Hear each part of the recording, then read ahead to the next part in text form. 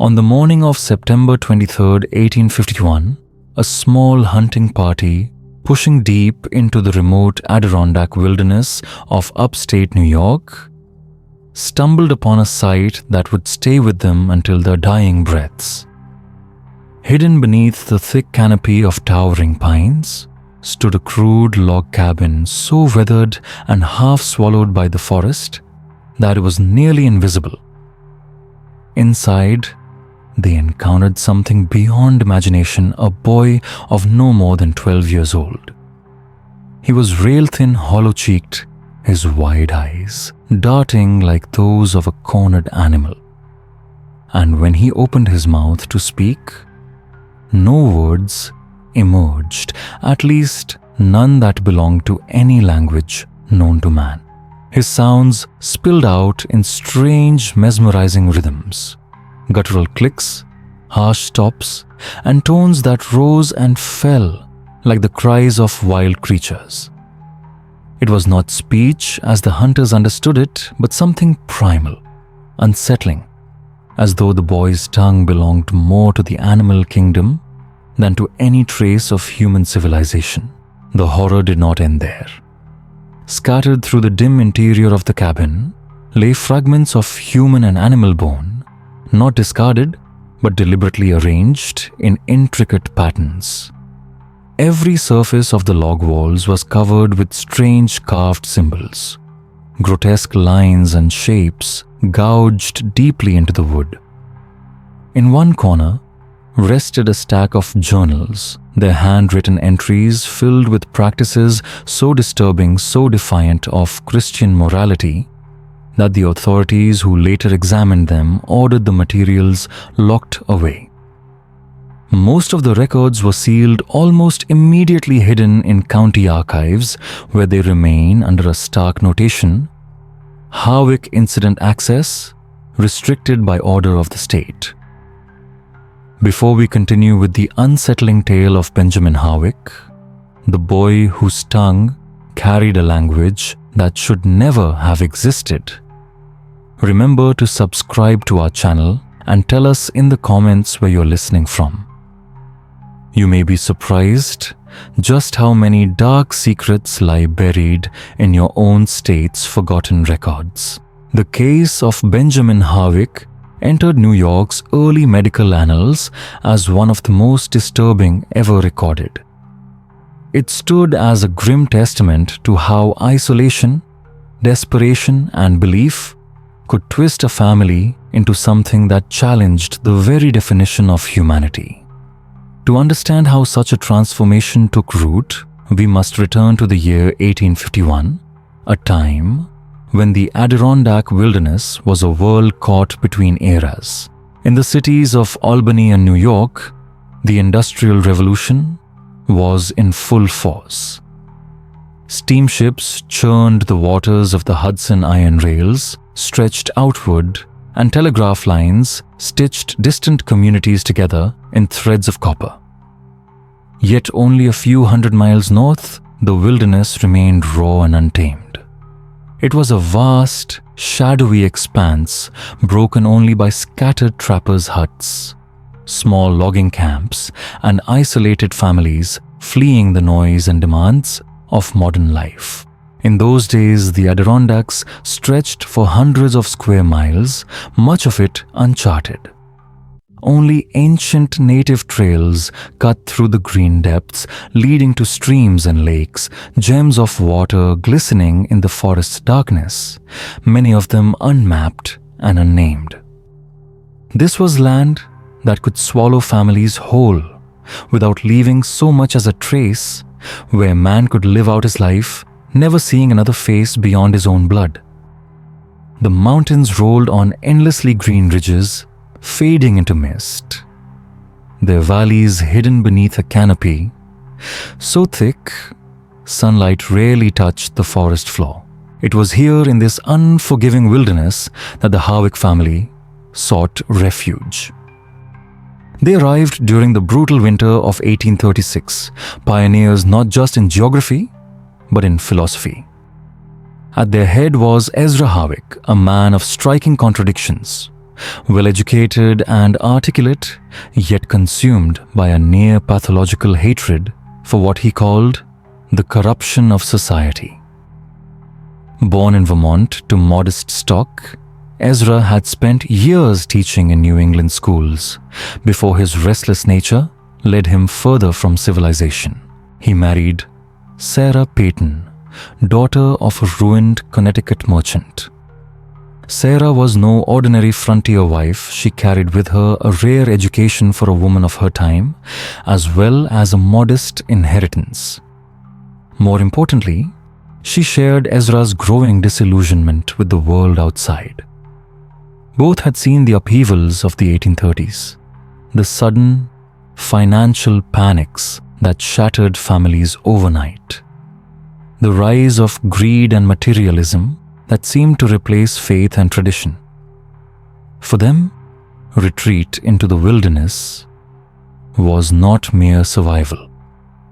It was a statement, almost a manifesto, the belief that somewhere beyond the reach of commerce and convention, they could carve out a purer form of existence. The valley they chose was both fortress and sanctuary. Hidden behind a chain of jagged ridges, it could be reached only by crossing a treacherous mountain pass, one rendered impassable for months each winter. Within lay a fertile hollow, small enough to defend yet large enough to support a family. A clear, cold stream ran through its center, providing water year-round, while the surrounding slopes offered timber and plentiful game. In the beginning, the Harwicks thrived. Against all odds, Ezra adapted quickly to frontier life, teaching himself to hunt trap and work the soil. Sarah became the linchpin of their survival, mastering food preservation, learning the medicinal properties of herbs, and developing the dozens of quiet, invisible skills required for a family to endure in complete isolation. Their first child, Benjamin, was born in the winter of 1839, a season so brutal that survival itself was uncertain. With no midwife to call upon, Ezra delivered the child himself, relying only on the well-worn medical texts Sarah had inherited from her mother. That night, as wind howled around their cabin and snow piled high against the walls, Benjamin's first cries marked more than the arrival of a son.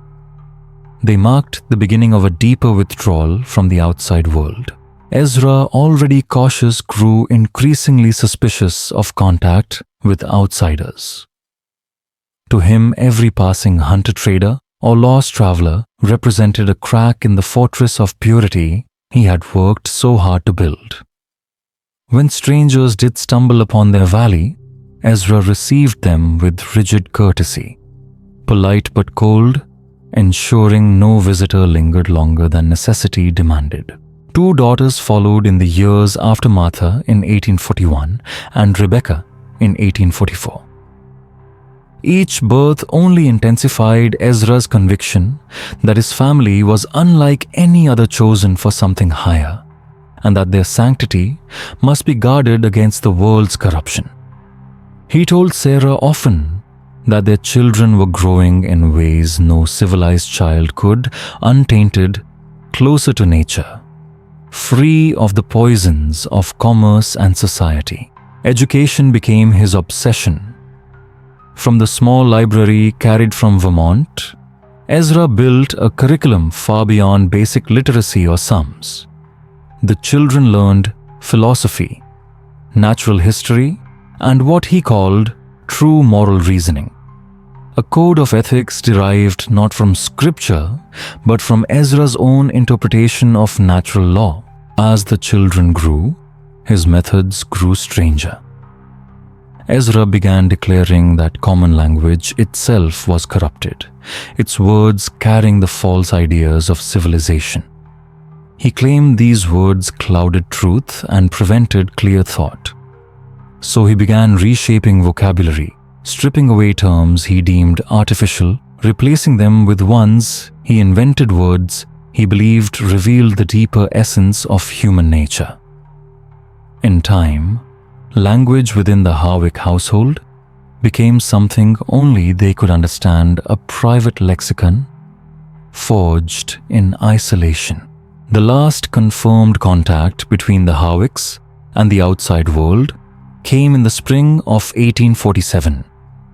Ezra made a solitary trip to the logging settlement of Newcomb, where he dealt with merchant Jeremiah Foster. Foster later recalled the meeting vividly to investigators. Ezra had always been lean but strong, a man tempered by wilderness life.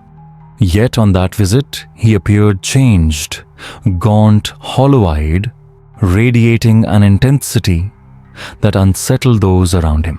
He bought peculiar supplies, sacks of salt, a troubling number of sharp knives, and several dense medical volumes focused on anatomy and surgical practice.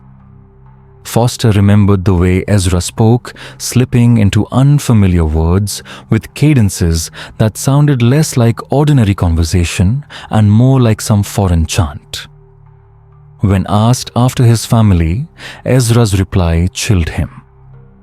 He spoke with fervor of a great work being carried out within his household, a process of purification that would free them from the corruption of society. He claimed his children were mastering the true language of natural existence, a form of speech untainted by the distortion of civilization. After that, the Harwicks vanished. Smoke no longer rose from their valley as it once had. Trappers who occasionally caught glimpses of it saw nothing. Some assumed the family had moved further into the wilderness. Others speculated they had perished victims of disease of an accident, or perhaps of conflict with the few native bands who still roamed the Adirondacks. The truth of what happened in those 4 years of silence would only be uncovered later, pieced together from the fragments of journals found in the cabin and from the haunting process of learning to communicate with the young Benjamin. What transpired there defied ordinary understanding, challenging the very stability of human nature and revealing how isolation could reshape consciousness itself. The hunting party that discovered Benjamin numbered 3 men each, with skills that would prove vital in unraveling what they found. James Culver, a prosperous merchant of North Creek, also served as constable, charged with maintaining law and order across scattered frontier settlements. His brother-in-law, Thomas Brennan, had spent 20 years mastering the Adirondack wilderness, first as a logger, then as a professional guide for wealthy city hunters. The third, Dr. William Schuyler, had joined them not for deer but for medicine, hoping to collect rare alpine plants rumored to hold healing properties. Yet his training would soon become critical in ways none of them could have foreseen. They had been tracking a great buck along a narrow deer path, a trail winding higher into the mountains than any of them had ventured before. The air grew cooler, the light dimmer beneath the stands of ancient hemlock and pine, where even at noon a green twilight reigned. Their boots crunched through silence, broken only by the occasional cry of an unseen bird far overhead. It was Brennan, with his woodsman's eye, who first noticed something amiss. A thin, grey ribbon of smoke rose from what should have been uninhabited forest. In such remote territory, the presence of human habitation was extraordinary and demanded investigation. As they drew nearer, signs of strangeness multiplied. The first was the smell clinging to the still September air, thick and nauseating. A sweet, rotting odor unmistakable to Brennan as carrion.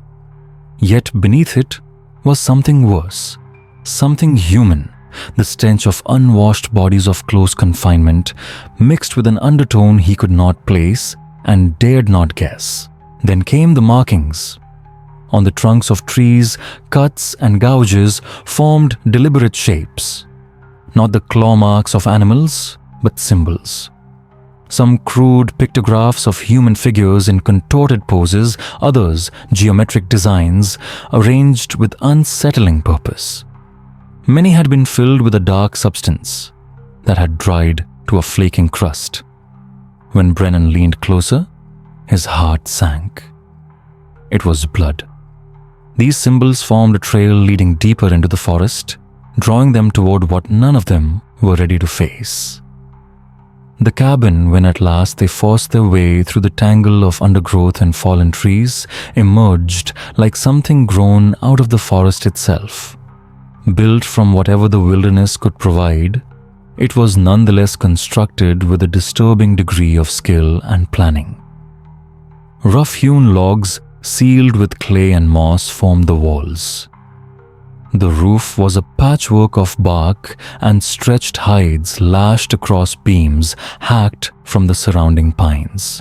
But what made the structure truly unsettling was not its roughness, but the way it seemed to merge seamlessly with its environment, as though it had been designed not to be seen. Encircling the cabin, the same cryptic symbols that marked the trees along the trail reappeared cut deep into bark and stone, forming a ring of signs that suggested some ritualistic boundary. Animal bones dangled from branches like grotesque ornaments, their pale shapes rattling faintly in the breeze. The earth itself bore disturbances arranged with strange deliberation, as though the ground had been worked into patterns only its makers could understand. The door sagged half open, creaking softly. Constable Culver stepped forward and called out in his official voice, announcing himself and offering aid to anyone within. What answered was not silence, but sound. A voice rang out from the shadows of the cabin. High-pitched, unmistakably human, yet horrifyingly alien. The words were no words at all. Rapid bursts of guttural syllables punctuated by clicks, growls, and grating intonations. The cadence was unmistakably communicative, with rhythms and inflections that suggested meaning, but its structure was utterly foreign, and it was directed at them. The voice quickened, rising in urgency, as though desperately trying to impart something vital. Dr. Schuyler recovered first his training, overruling his fear. He pushed the door open wider and entered with Culver and Brennan, following, their hands hovering uneasily near their rifles. The interior reeked of smoke and decay. A smoldering fire burned low in a crude hearth of piled stone, casting flickering shadows across the single cramped room. And there, seated cross-legged in the center, was the source of the voice, a boy. He looked perhaps 12, though years of malnutrition made his true age hard to guess. His hair hung long and matted, greasy with dirt. His only clothing was a patchwork of animal skins, stitched with sinew, each piece scrawled with the same strange symbols carved outside. Around him stretched an elaborate display of arranged objects. Bones animal for the most part, but not all set in intricate geometric designs. Carved wooden tokens etched with sigils, crude tools fashioned from sharpened bone, and scavenged scraps of metal. The moment he saw the strangers, his strange tongue poured out in a torrent, rising and falling, shaped by what seemed to be complex grammar, though entirely incomprehensible. His gestures matched the speech, pointing urgently to corners of the cabin, his hands moving with a deliberate rhythm as though he were attempting to explain a system of rules invisible to them.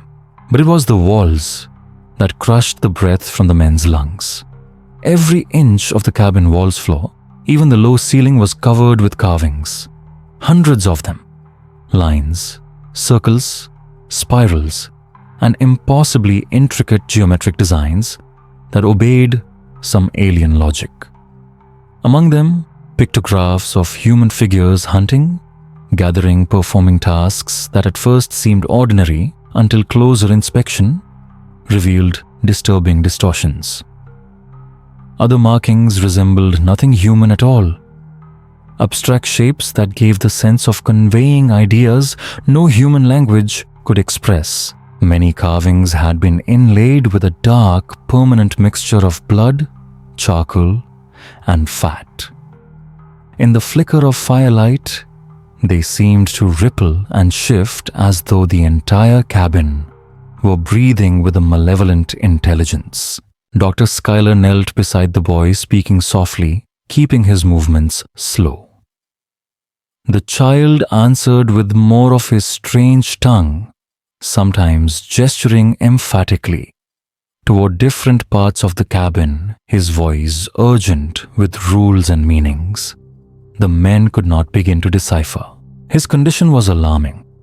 Skin drawn tight, over bone eyes, sunken and fever-bright. His body bore marks of both hardship and deliberate scarification. His teeth had been filed to jagged point tools better suited for tearing raw meat than chewing bread.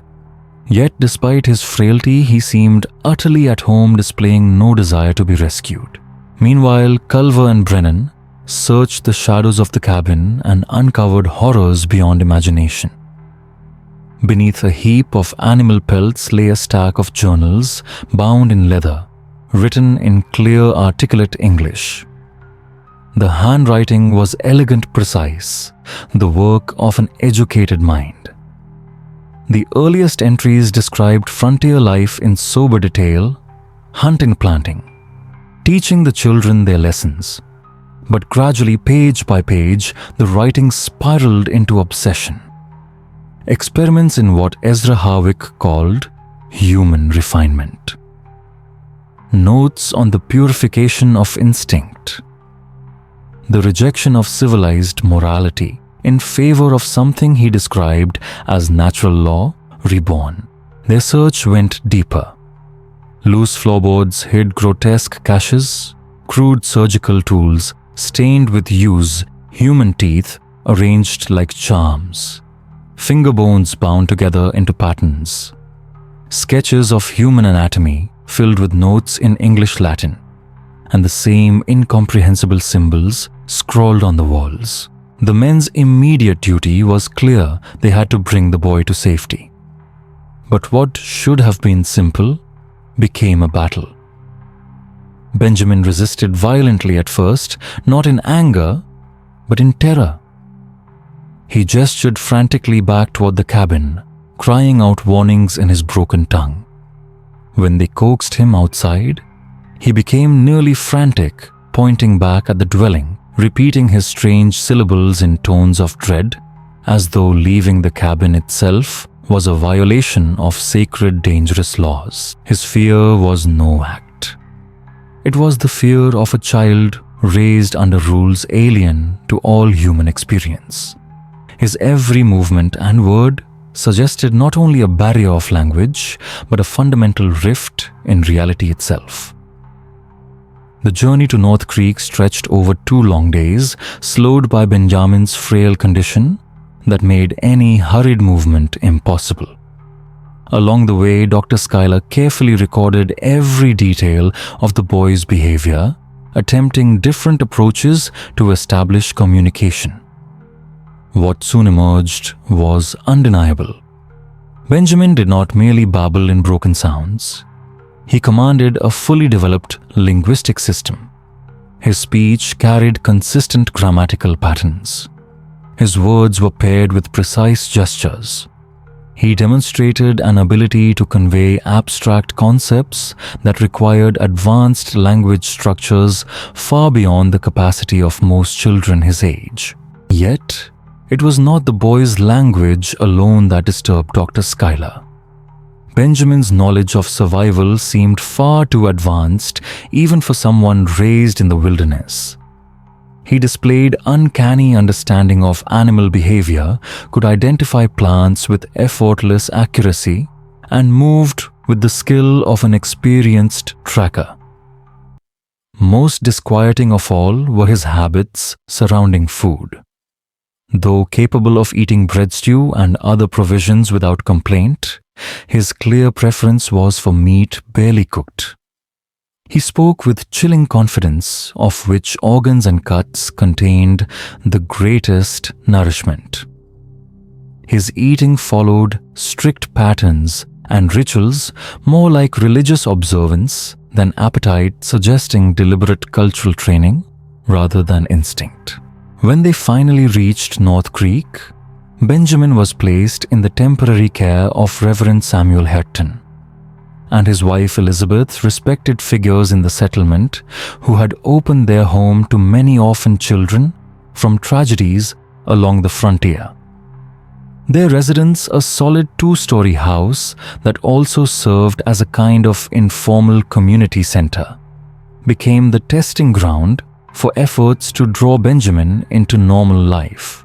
The obstacles were evident from the start.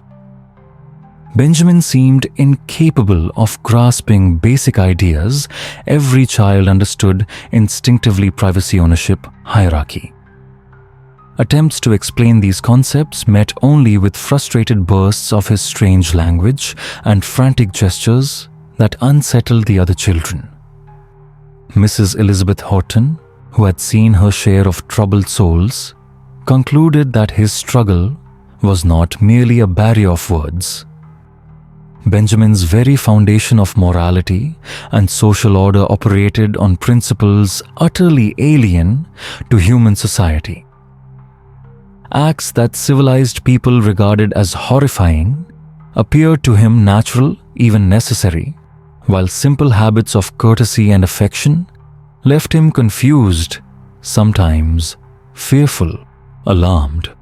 Dr. Schuyler began writing detailed reports to colleagues in Albany and New York, describing both the linguistic intricacy and the psychological abnormalities of the boy.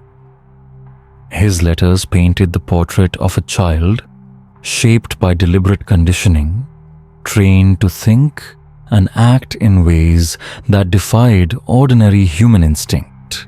The response came from Columbia College, where Professor Marcus Delacroix, a scholar of comparative linguistics with years of experience studying isolated speech communities, recognized the case as extraordinary. Traveling to North Creek in late October 1851, Delacroix confirmed Schuyler's suspicions. Benjamin's tongue was not a corrupted dialect, nor a patchwork of traders' jargon. It was an entirely artificial language, consciously invented, crafted with systematic precision. What shocked Delacroix most was not the structure of the language, but its purpose. It seemed designed not merely to communicate, but to shape thought itself.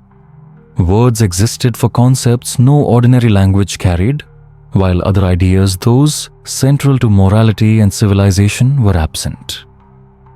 Benjamin had no vocabulary for individual rights, no terms for fairness, no means to articulate resistance against authority. In his world, ideas like cruelty or injustice simply could not be spoken, perhaps not even conceived. As Delacroix painstakingly developed a system of basic communication with objects, gestures, and repeated symbols, more disturbing truths emerged. Benjamin's worldview was built entirely on hierarchies of dominance and submission. He understood relationships only in terms of power, never cooperation.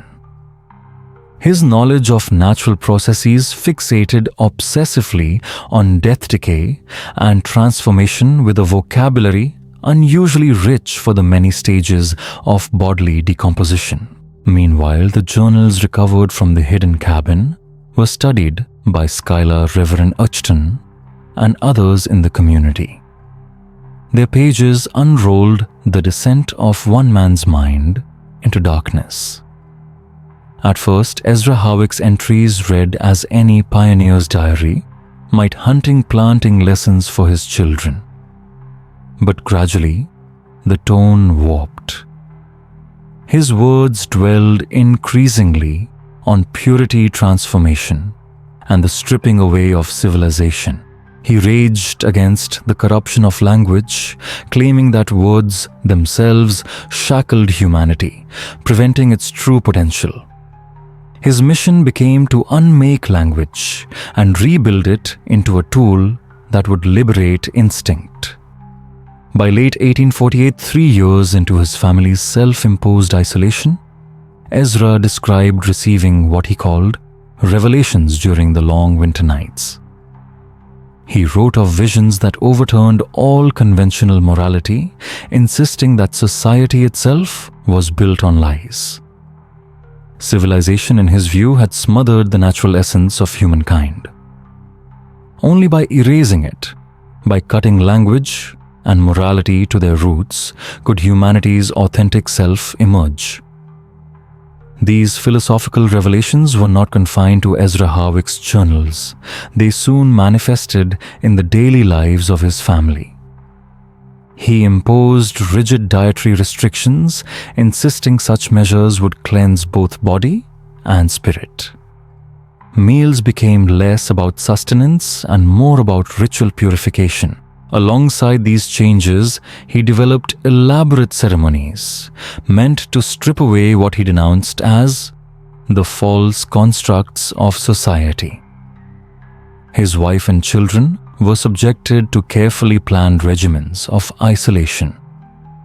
Sensory deprivation and psychological pressure, all intended to break them down and then remake them in the image of his increasingly fanatical vision of human perfection.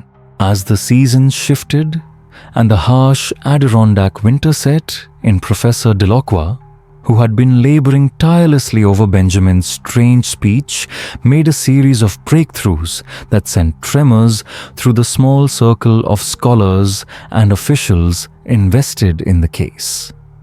It became evident that the boy's tongue was no crude dialect, no accident of isolation. It was a fully engineered linguistic system, one crafted not only to communicate, but to reshape the very architecture of human thought. The first chilling revelation came when Benjamin attempted to recount what had happened to his sisters Martha and Rebecca. Using his words in tandem with the carved wooden tokens discovered in the cabin and a growing range of precise gestures, he began to relate a narrative that Professor Delacroix struggled to grasp. The structure of his speech made clear that he was not merely recalling events, he was describing processes of deliberate transformation inflicted upon human beings.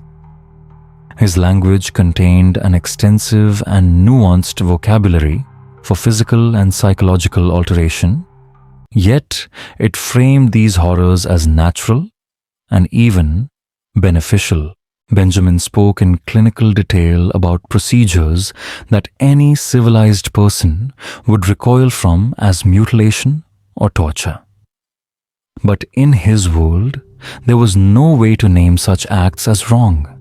His very language barred him from understanding why others might shudder at his accounts. Delacroix's analysis revealed the frightening brilliance of the design. Moral categories had been deliberately excised. Words for cruelty, injustice, or needless suffering did not exist. Instead, all actions were classified only by their effectiveness in achieving specific ends. The question of whether those ends were right or wrong was linguistically impossible to even articulate. Meanwhile, Dr. Schuyler continued examining the physical evidence collected from the cabin. A second, more exhaustive search of the site and surrounding woods revealed caches of materials hidden beneath the structure and among the trees. More journals, more crude surgical tools, and more human remains carefully processed, arranged, and preserved in ways that suggested method, not madness. The later journals made plain the full extent of Ezra Harwick's metamorphosis from educated frontiersman to something that seemed to stretch the very definition of humanity. By 1849, his writing spoke of what he called the Great Work, a systematic program of purification he had begun to implement upon his own family. It began with dietary control and strict isolation, but soon advanced into practices that defied conventional comprehension. Ezra's conviction hardened around a single premise. Human society was poisoned by what he named false consciousness, artificial mental structures that blinded people to their true nature. His solution was not rejection alone. It was demolition and reconstruction. He sought to tear down the mind and rebuild it from the ground up, creating what he envisioned as perfected beings free from the limitations imposed by morality, custom, or law. At the very center of this dark philosophy lay his greatest creation, the artificial language. His journals outlined his deliberate methodology, stripping away words that carried corrupt ideas, excising entire categories of thought, and replacing them with new terms to sustain his radical vision of human transformation. Ezra's language was not merely inventive. It was a weapon crafted to make resistance impossible. By excising the words and concepts that make moral objection and independent thought feasible, he built a cognitive prison around his family. Benjamin's linguistic education ran in lockstep with brutal physical and psychological conditioning until the child who emerged was scarcely recognizable as the boy who had been born in 1839. The journals make this grim program plain. Ezra combined starvation, prolonged sensory deprivation, and measured physical punishment to unmake Benjamin's original self and replace it with a personality fitted to his purposes. Martha and Rebecca. His daughters appear to have been the first and most complete victims of these experiments.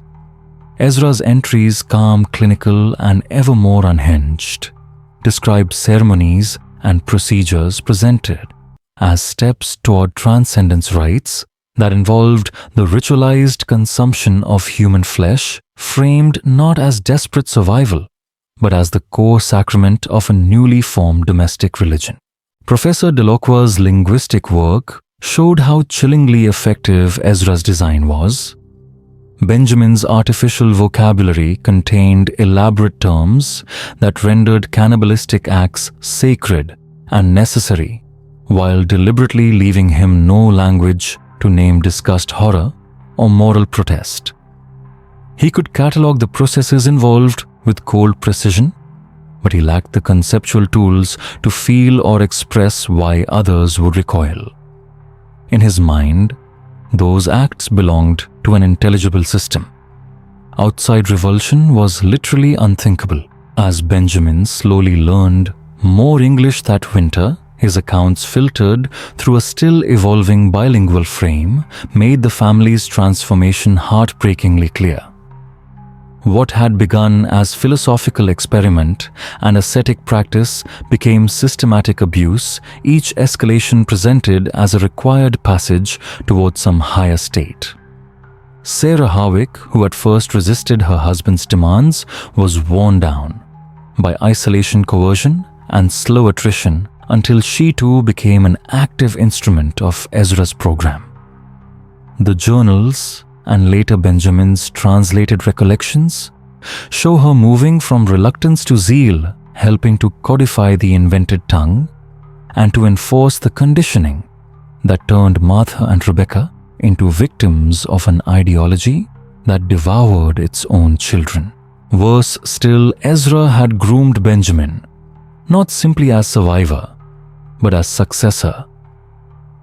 The boy's education was designed to teach him how to identify, subdue, and process human beings, how to select victims and break their resistance without ever making the moral dimensions of those acts available for thought or objection. Mrs. Elizabeth Orton's careful household observations revealed the extent of that training.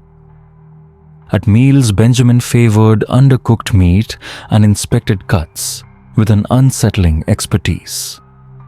His comments, once Delacroix began translating them, revealed a taxonomy of flesh categorized by criteria of vigorage and an unnerving metric he called in broken English the fear taste. Even more chilling was his behavior among other children.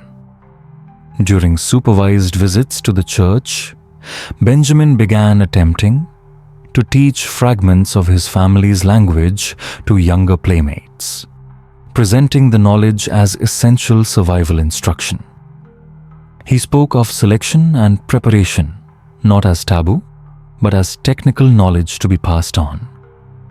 When Mrs. Hton reported these attempts, Delacroix grasped the full horror. Benjamin had been schooled not only to participate, but to perpetuate Ezra's system, trained in the psychological means to erode a victim's will and to incorporate them into the same logic that had swallowed his own family. In carefully controlled sessions that winter, mixing Benjamin's fledgling English with his artificial tongue, and aided by carved tokens and objects from the cabin, Delacroix coaxed out testimonies that spelled the depths of the Harwick project. What emerged was a methodical curriculum of domination and conversion, a regimen that taught capture, subjugation, and finally, the normalization of acts that every civilized conscience would condemn.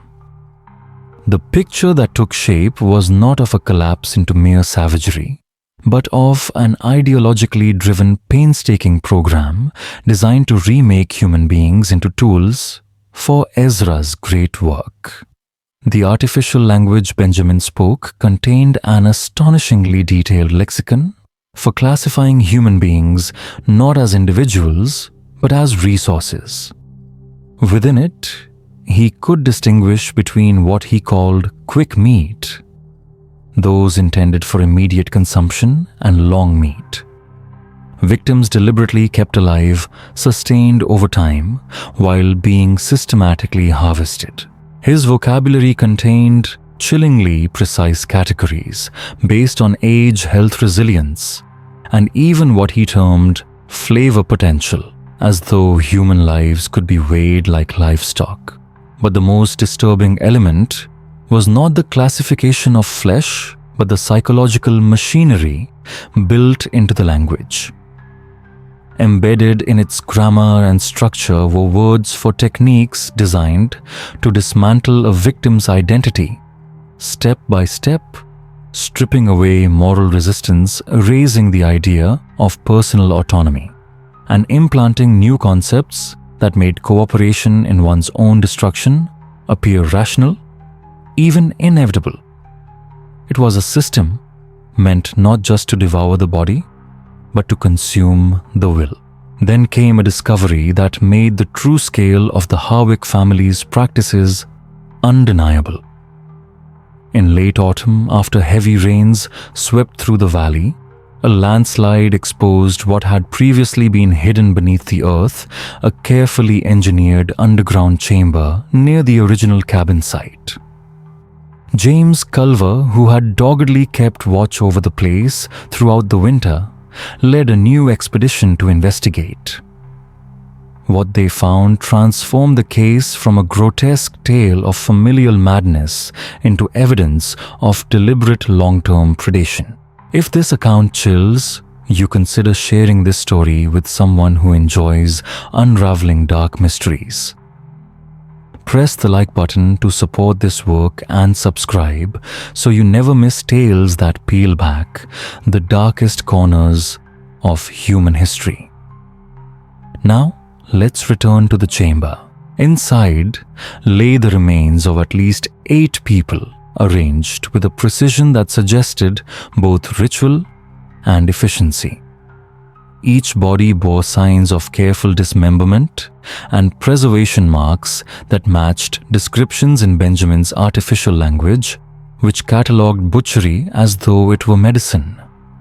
Even more horrifying analysis suggested many of these victims were not members of the Harwick household at all, but outsiders, traders, travelers, wanderers drawn into the family's hidden valley over the years. What once appeared to be a family tragedy, born of starvation, was revealed as something else entirely, a calculated system of hunting, capturing and processing human beings.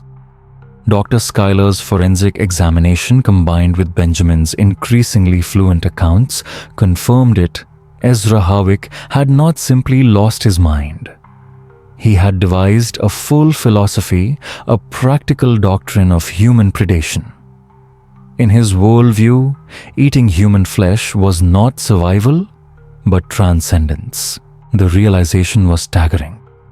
The Harwicks had not just consumed themselves in desperation, they had preyed on others, their crimes extending far beyond their secluded home. Authorities now faced a nightmare.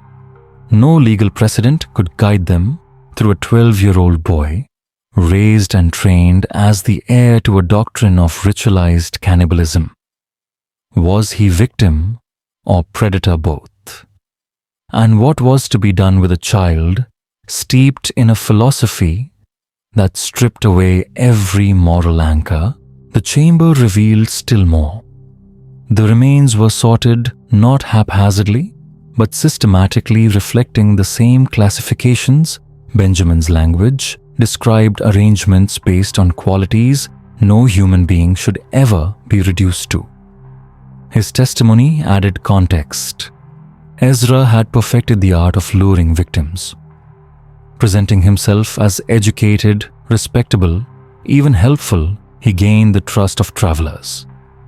The valley itself became a trap, a place where strangers could vanish without raising suspicion beyond its borders. What chilled investigators most was the psychological sophistication.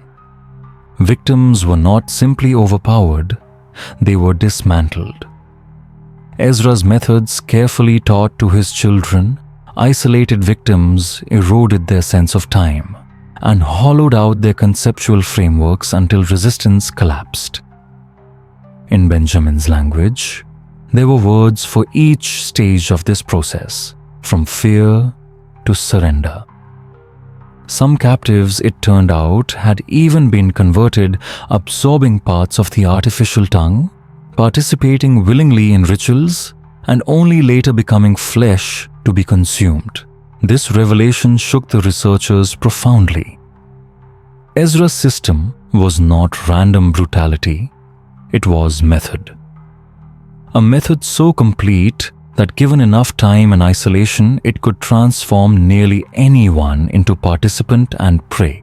The final horror emerged in December of 1851, when Benjamin, now able to express himself with greater clarity in English, gave a complete account of the family's last months. What he revealed stunned even the most skeptical. His father Ezra, far from succumbing to disease or external threat, had died by deliberate design. He had been consumed by his own family. Benjamin included in what Ezra himself had called the ultimate purification. This was no desperate act, but the culmination of years of indoctrination.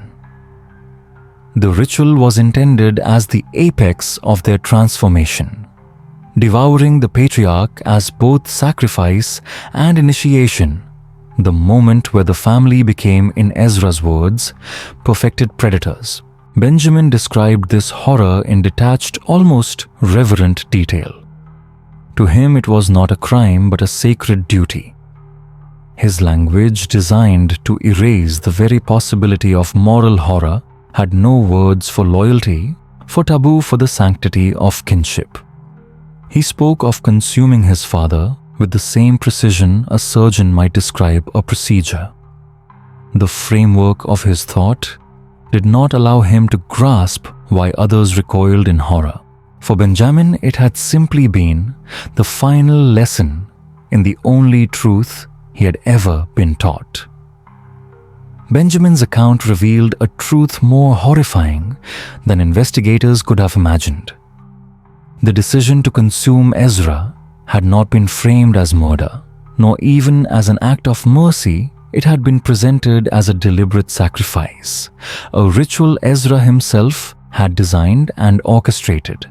The process followed elaborate ceremonies meant to ensure that in consuming his flesh, his family would absorb both his spiritual essence and his physical strength. To them, it was not death, but transformation. Yet, even this revelation was not the most terrible. As Benjamin's English grew and Professor Diokwa's linguistic analysis deepened, it became clear that the boy had been carefully prepared for a role unlike any other. He was not merely a survivor, he had been shaped to be the inheritor, the sole carrier of his family's so-called great work. The fate of his sisters Martha and Rebecca shattered the investigators' early assumptions. Their absence from the cabin had been explained away as accident illness or starvation. But Benjamin revealed the truth: they had been consumed systematically, stage by stage, in what Ezra called the path of purification.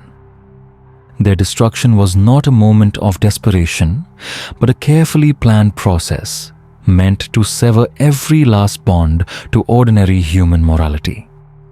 Each act reinforced the family's descent into Ezra's artificial belief system.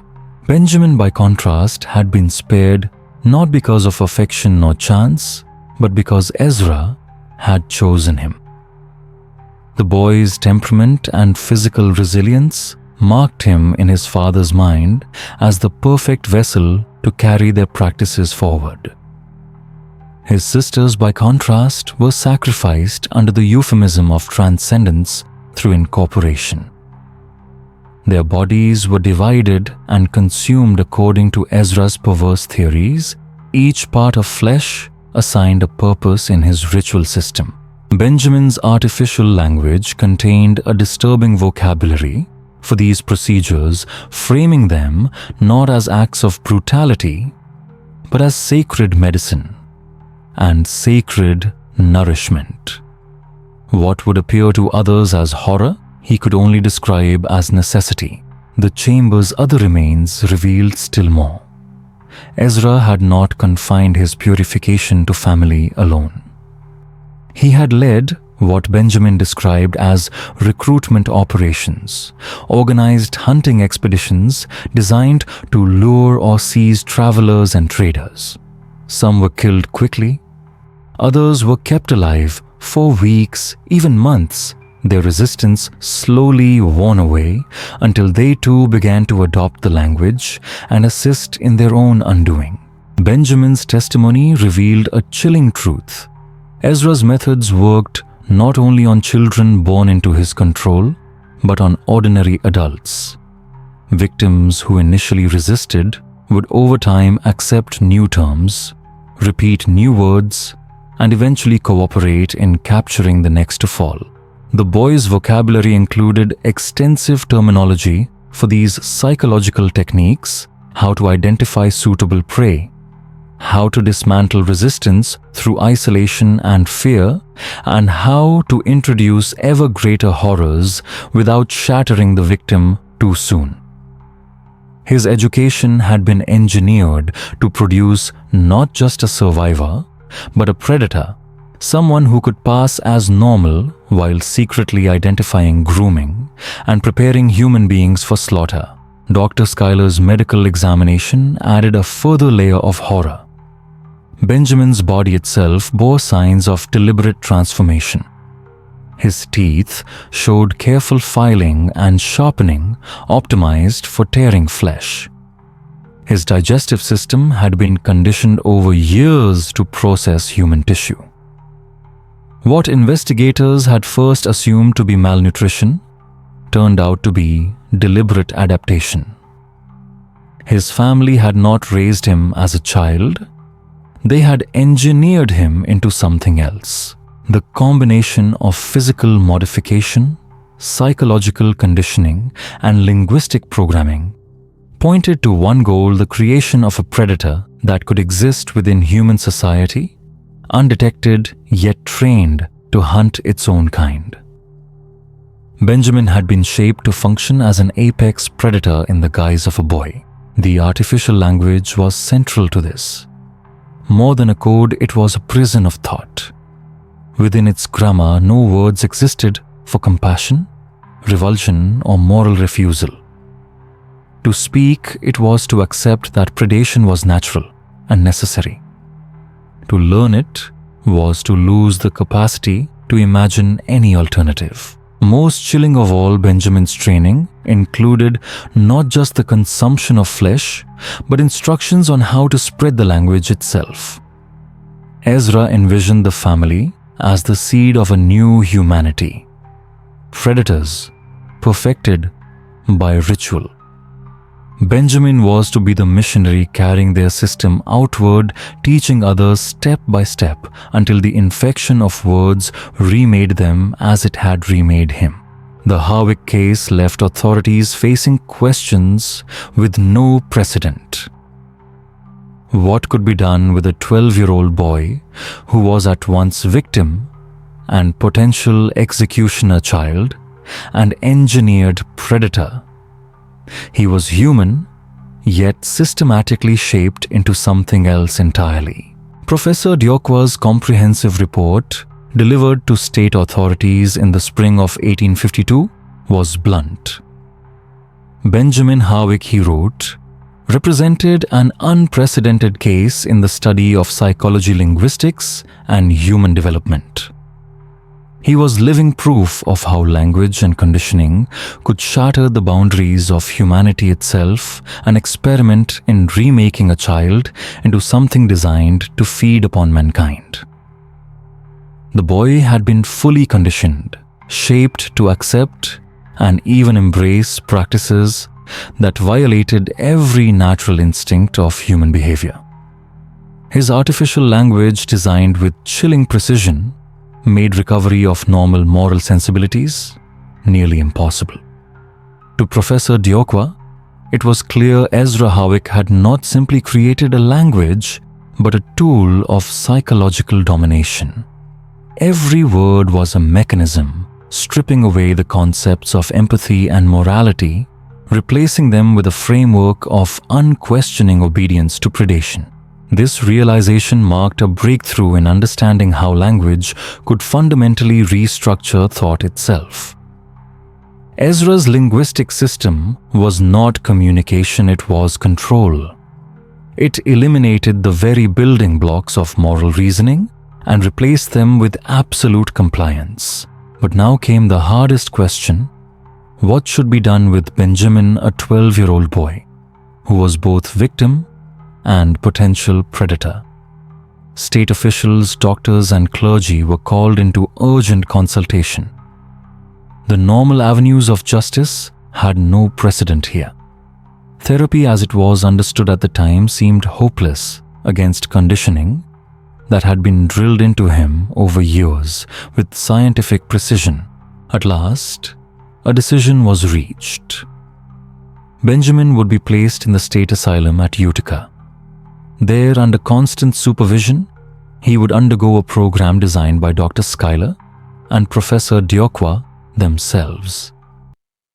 The plan was daring: gradually introduce Benjamin to normal language patterns and moral concepts, slowly prying loose the grip of Ezra's artificial tongue while monitoring his every reaction.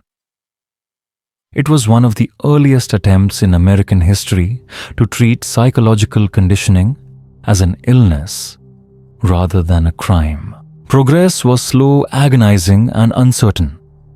For Benjamin, learning English was not growth, it felt like loss.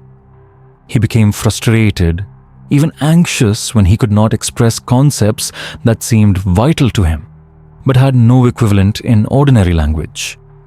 The artificial tongue was so deeply woven into his consciousness that abandoning it felt like cutting out part of his soul. Years passed. Benjamin adapted enough to function in society, but those closest to him saw the truth: his recovery was never natural. He did not develop normal instincts of empathy or trust. Instead, he lived in constant suppression, battling impulses that never truly left him.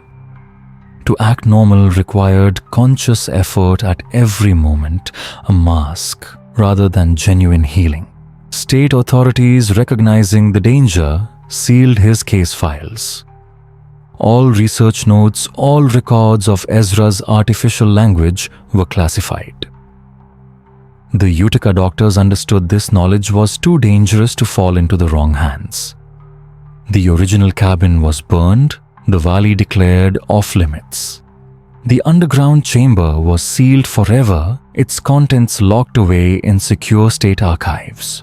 And then, in 1857, Benjamin disappeared. He was 18. The records from that year conflict. Some claim he was released quietly under a false name in another state. Others whisper that he escaped or was transferred to a hidden federal facility. No trace has ever surfaced, no confirmed sighting, no record of death. The few officials directly involved in his case carried the secret to their graves, sworn by oath to silence. But scattered letters and hidden notes reveal a lingering fear that Ezra's design might not have died with him, that Benjamin could still be out there carrying the language that should never have existed. The Harwick case remains one of the most disturbing episodes in American history. It shows how isolation, manipulation, and language itself can be weaponized to hollow out the human spirit and replace it with something unrecognizable. It demonstrates the terrifying fragility of the moral and social structures we take for granted.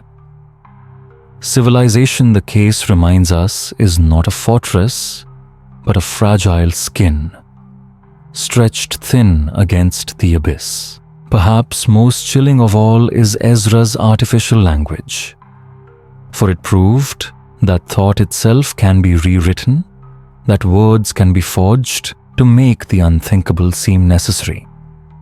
It was not superstition, nor madness. It was a calculated experiment in remaking human consciousness. And so the true horror of the Harwick case lies not in any ghostly tale or supernatural spectre, but in its brutal demonstration of what people can become. It asks whether our morality is innate or if it can be stripped away, reshaped and destroyed, which leaves us with haunting questions. Do you believe everything was revealed? Or might there be other families hidden in forgotten valleys who underwent similar transformations? Could Benjamin himself have lived on, carrying his father's vision into the world, planting seeds of a language that eroses morality? Leave your theories in the comments. I'd love to hear what you think became of the boy who spoke in words that should never have existed. And if this story gripped, you subscribe, hit that notification bell, and share it with someone who loves mysteries that challenge the very definition of humanity. Until next time, stay curious and beware the shadows where words can change the soul.